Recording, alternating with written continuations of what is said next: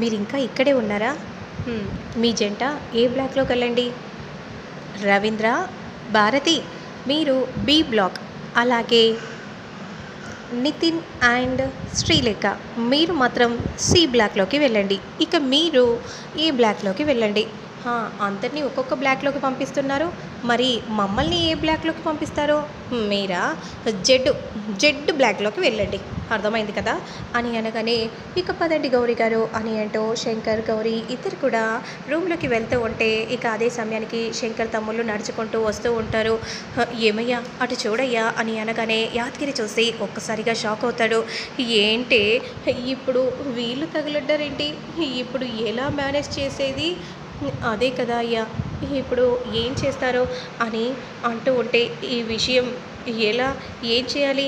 వెంటనే మేడంకి చెప్తాం పదా అని అంటూ యాదగిరి పరిగెత్తుకుంటూ వస్తారు. యాదగిరి వచ్చేసావా? హ్మ్. మేమే ఖచ్చితంగా విన్ అవుతామన్న నమ్మకం మాకుంది. మీరు విన్నవుడు పక్కకు పెడితే మీకొక ముఖ్యమైన న్యూస్ చెప్పాలి. ఏంటా న్యూస్? ఇక్కడికి మీ తమ్ముళ్ళు వచ్చారు. ఏ మా తమ్ముళ్ళే కదా అని అనగానే గౌరీ ఒక్కసారిగా షాక్ అయిపోతుంది. అలాగే మేడం వాళ్ళ చెల్లెలు కూడా దిగారు అని చెప్పగానే ఏంటేంటి మా చెల్లెళ్ళు వచ్చారా? ఏ- అసలు ఏం చెప్తున్నారు? మా చెల్లెలు ఇక్కడికి రావడం ఏంటి? వాళ్ళకి ఎగ్జామ్స్ ఉన్నాయి కదా. ఏమో ప్రవచనాలు తెలుసుకుందామని భార్యాభర్తల బంధం అంటే ఎలా ఉంటుంది వదినను తెచ్చుకోవాలని ఇదిగో సార్ వాళ్ళ తమ్ముళ్ళు, అలాగే బావని తెచ్చుకోవాలని మీ చెల్లెళ్ళు, అందుకే ఇక్కడికి వచ్చారు. వాళ్ళను ఇక్కడ నుండి ముందు పంపిస్తాను. ఈరోజు ఎగ్జామ్స్ పెట్టుకొని ఇక్కడికి వస్తారా? గౌరీ గారు మీరు వెళ్తే వాళ్ళకి తెలుస్తుంది కదా, మనం వైజాగ్లో ఉన్నట్టు తెలుసు కదా. అవును కదా, ఇప్పుడు ఎలా? ఇప్పుడు నా చెల్లెళ్ళు నన్ను చూస్తే ఇంకేమైనా ఉందా? లేదు, నేను రాలేను శంకర్ గారు. రాలేనంటే ఎలా? మనం ఎలాగైనా విన్ అవ్వాలి కదా.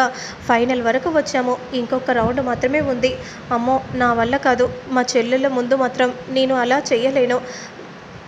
అయితే మేడం గారు మీ చెల్లెలు లేకపోతే మీరు చేస్తారా? ఖచ్చితంగా చేస్తారు అని చెప్పగానే ఇక అలానే చూస్తూ ఉంటుంది. ఇక మరోవైపు మాత్రం గౌరీ చెల్లెలు వచ్చి కూర్చుంటారు. అబ్బా ఈ డెకరేషన్ ఎంత బాగా చేశారు కదే. అవునవును డెకరేషన్ మాత్రం సూపర్గా ఉంది. అసలు ఎప్పుడు స్టార్ట్ అవుతుందో, ఇంకో వితిన్ హాఫ్ అన్ అవర్లో స్టార్ట్ అవుతుందంట. అంతలో ఇద్దరి మొహాలను చూసుకొని ఒక్కసారిగా షాక్ అయిపోతారు. మీరు ఇక్కడికి ఎగ్జామ్ అన్నారు కదా, మరి మీరు టెంపుల్ అన్నారు కదా. "హ్మ్, ఏమోలే ఇలా కాస్త ఈ మూమెంట్ని ఎంజాయ్ చేయాలని, ప్రజెంటేషన్ బాగుంటుంది కదా అని ఇక్కడికి వచ్చాము. అవునవును అంతే. ఇక్కడ మమ్మల్ని ఉండమంటారా లేదంటే వెళ్ళమంటారా? ఉండండి ఉండండి మీరు కూర్చోండి అని శ్రావణి అంటూ ఉంటుంది. ఇక మరోవైపు అక్కి ఫోన్లో మాట్లాడుతుంది. అన్నయ్య ఏంటి ఇంకా ఫోన్ లిఫ్ట్ చేయట్లేదు? అసలు ఫ్రెండ్ ఎక్కడ ఉన్నాడో ఏంటో నాకేంటో తెలియదు, కానీ నా మనసుకు మాత్రం చాలా హాయిగా ఉంది. ఆ అమ్మ నాన్నలని ఈరోజు చూస్తానేమో అన్నట్టుగా అనిపిస్తుంది. అలా ఎందుకు అనిపిస్తుందో నాకు అర్థం కాలేదు, కానీ ఈ ప్రజెంట్ మూమెంట్ మాత్రం నేను ఎంతో హ్యాపీగా ఎంజాయ్ చేస్తున్నాను అని అనుకుంటూ ఉండగా అంతలో సెండే కారు నుండి దిగుతాడు. ఎవరినైనా కొంచెమైనా అనుమానాస్పదంగా కనిపిస్తే మాత్రం నాకు వెంటనే ఇన్ఫామ్ చేయి.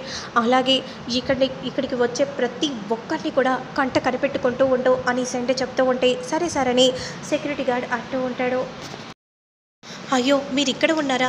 కాలనీలో దొంగలు పడ్డారట. పదండి పదండి వెళ్ళండి వెళ్ళండి మీరు ఇక్కడ నుంచి.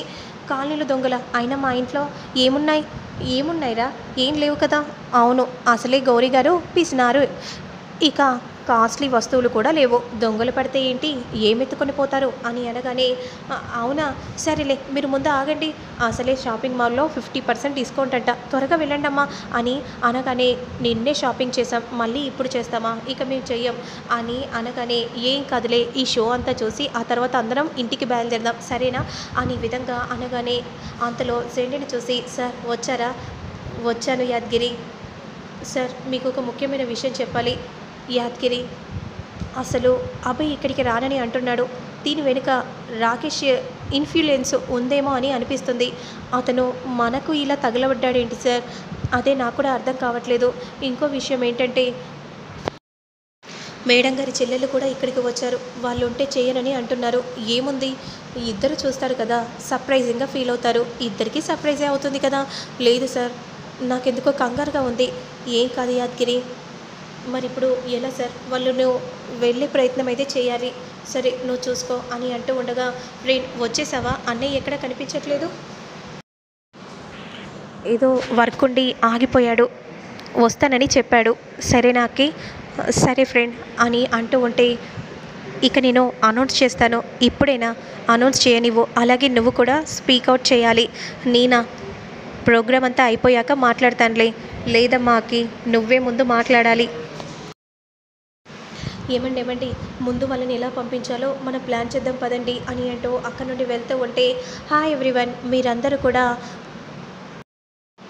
కపుల్ కాంటెస్ట్‌కి విచ్చేసినందుకు మా టీం అందరి తరపున కృతజ్ఞతలు తెలుపుతున్నాం. అలాగే ఈ కపుల్ కాంటెస్ట్‌లో ది బెస్ట్ కపుల్ ఎవరో ఇంకొద్దిసేపట్లో మనకు తెలియబోతుంది. కపుల్ కాంటెస్ట్ ప్రోగ్రామ్‌ని నిర్వహించాము. ఇందులో 5గురిని మాత్రమే ది బెస్ట్ కపుల్స్‌ని మేము సెలెక్ట్ చేశాము. ఈ 5గురి కపుల్స్‌లో ఒకరిని మాత్రం ఖచ్చితంగా సెలెక్ట్ చేయడం జరుగుతుంది అని ఈ విధంగా చెప్తూ ఉంటే అందరూ కూడా అలానే చూస్తూ ఉంటారు. ఇప్పుడు అక్కి గారు ప్రజెంటేషన్ ఇవ్వాల్సిందిగా కోరుచున్నాం. ఎందుకంటే ఆర్గనైజేషన్ మనీ ప్రజెంటేషన్ అక్కి గారిదే కాబట్టి తన ఫ్యూ వర్డ్స్ వినాల్సిందిగా కోరుకుంటున్నాం అని అనగానే వెంటనే అక్కి స్టేజ్ మీదకి ఎక్కుతుంది. ఈ కపుల్ కాంటెస్ట్ని నిర్వహించడానికి కారణం భార్యాభర్తల మధ్య ఉన్న బంధం ఇప్పుడున్న జనరేషన్లో పెళ్లి చేసుకుంటున్నారు, విడాకులని అంటున్నారు. కానీ భార్యాభర్తల మధ్య నమ్మకం అనేది పూర్తిగా లేకుండా పోయింది. మా అమ్మ నాన్న నమ్మకం అంటే ఏంటని మా అమ్మ నాన్నలను చూసాకే నాకు అర్థమైంది. ఒకరికి ఒకరు మరొకరు తోడుగా నిలిచి, ఒకరి పనిలో మరొకరు తోడుగా ఉండి ముందుకు నడిచిండ్రు. ఎన్ని బాధలు, ఎన్ని సమస్యలు వచ్చినా సరే ఒకరికొకరు తోడుండి ముందుకు నడిచారు. అదంతా మా అమ్మ నాన్నలను చూసాకే నేను నేర్చుకున్నాను. అమ్మ నాన్న ఇప్పుడు లేకపోవచ్చు, కానీ ఎప్పుడు నా దృష్టిలో బ్రతికే ఉంటారు. భార్యకు భర్త అంటే నాకు ఉన్నాడు అనే ధైర్యం, ఆ ధైర్యం ఉంటే ఖచ్చితంగా ఆ బంధం నిలబడుతుంది. ఎన్ని జన్మలెత్తినా ఆ బంధం విడిపోదు అని విధంగా అక్కి అంటూ ఉంటే అందరూ క్లాప్స్ కొడుతూ ఉంటారు. ఇక దీనికి చిహ్నం అంటారా, మా అమ్మ నాన్న అనురాధ ఆర్యవర్ధన్ అనే విధంగా ఆ పేరును పలకగానే, ఆ పేరును వినగానే ఇద్దరికి ఏదో తెలియని అనుభవం మొదలవుతుంది గౌరీ శంకర్లో.